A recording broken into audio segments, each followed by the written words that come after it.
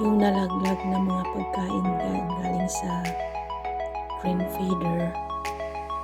Yan ay sunflower black seeds.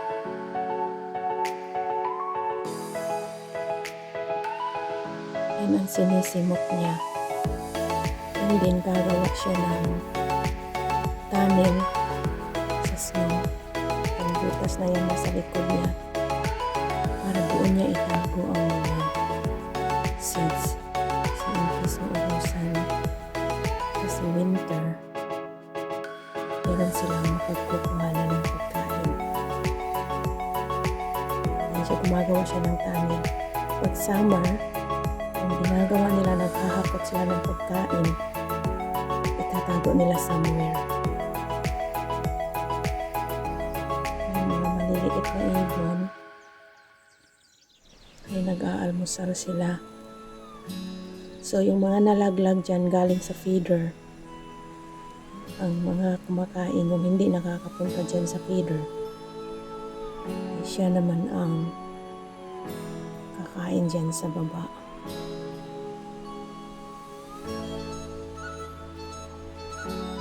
Mga wild animals sila, but pinapakain namin kasi kahit hayop lang sila, nagkailangan din sila ng pagkain. Whole year, walang kumpay ang aming pag-refill ng pagkain nila. Dito sa green feeder, meron doon blue, at saka itong salt. Yan ay fake nila. Yung iba, hindi namin ilalabas pag winter kasi yung favorite ng grape jelly ay hindi mag-stay dito pag winter. Napunta sila doon sa state na warmer like Kentucky, Georgia. So pag winter wala sila, kaya hindi namin ilabas yung feeder.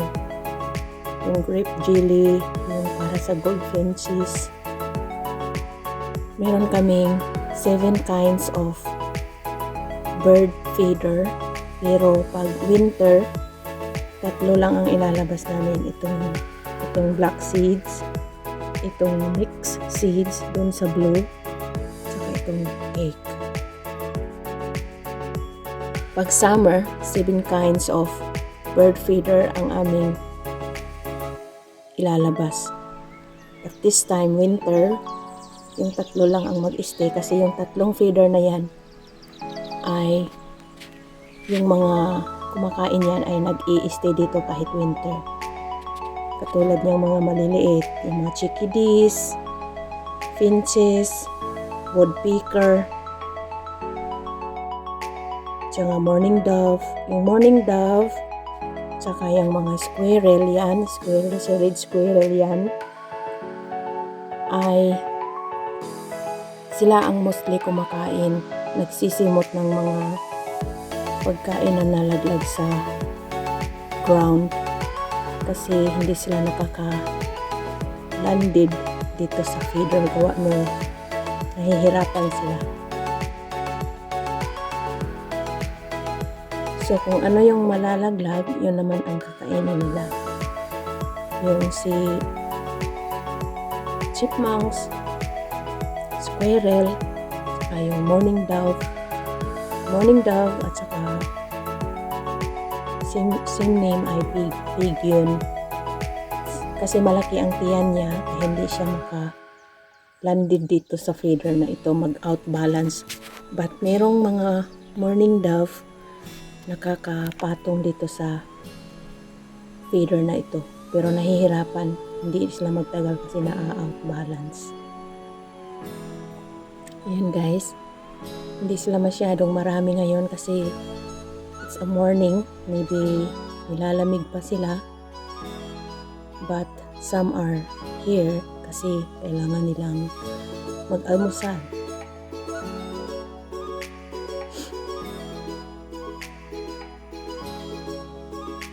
Kaya pagbukas ko ng kortina, sila yung nakita ko. Ang una kong nakita ay yung si Squirrel lumabas dun sa tunnel.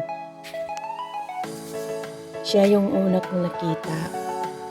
Kasi nga, snow ang yard, kaya visible pagka mayroong mga dark color.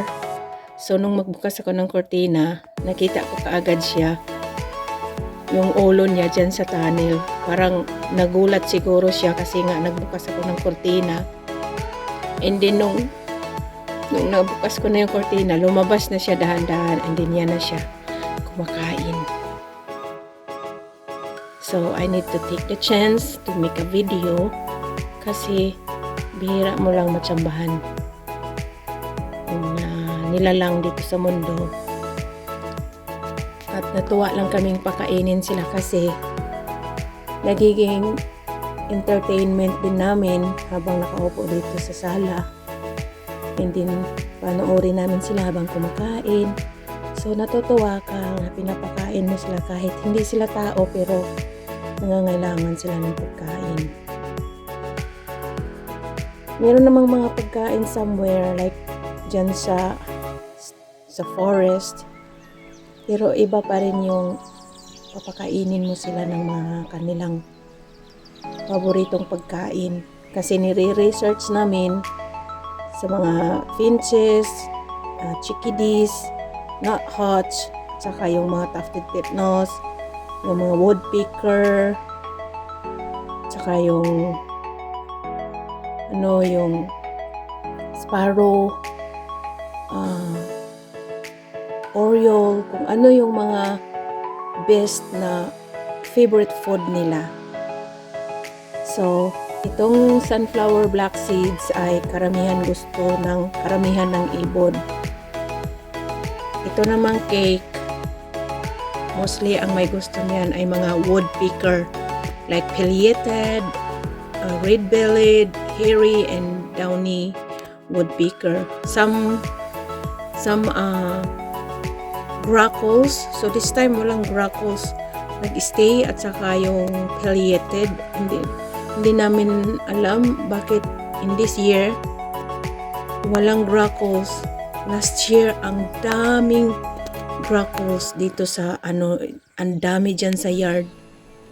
Ang dami talaga. Pero this year wala sila. Hindi namin alam kung bakit in this time wala sila during winter season. So yan guys ay si goldfinch.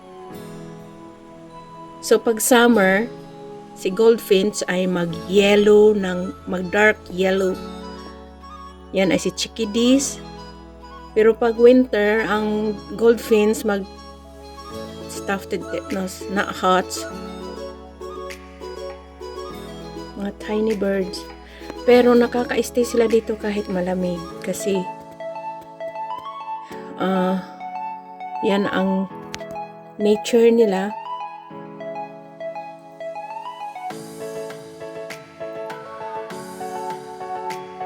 Yan si goldfinch.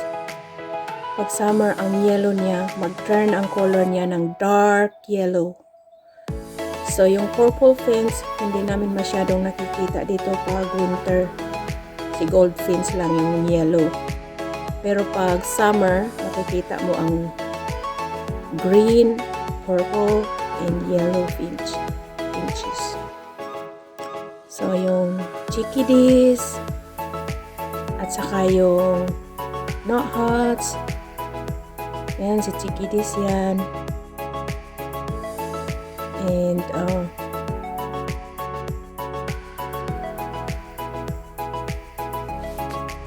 nakakaaliw, di ba? Panoorin. Pero hindi namin, may isang araw, merong sparrow.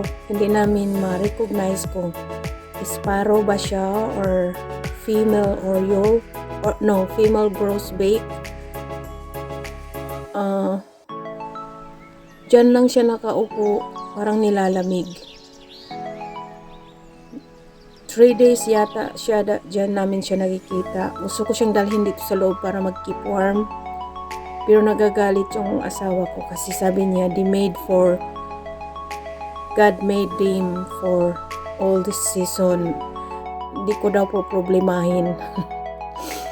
Kasi kung hindi sila pwede sa winter, di pumunta na sila sa Pilipinas or ganon din. Kaya nawawala minsan yung mga ibang ibon kasi hindi sila pwede magstay ng cold time. Pabalik sila pag April. Pag spring na, yan, nakikita mo na sila.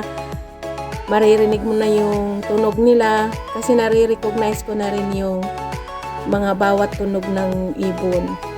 So, binilan niya ako ng libro, binilan niya ako ng book kung anong months o ano ang dito sa amin. Kasi dito sa amin ay malamig talaga pag winter.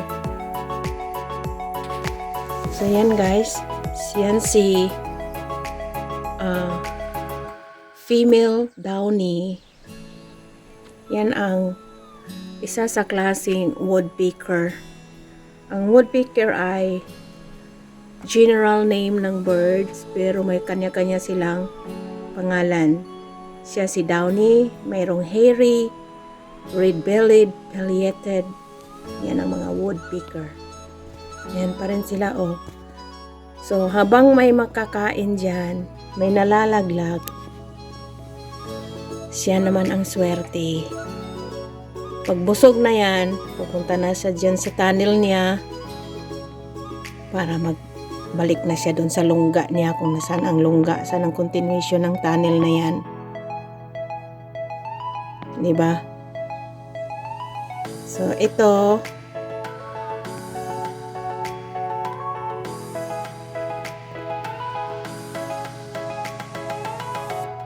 yan si goldfinch. At yan naman si woodpecker.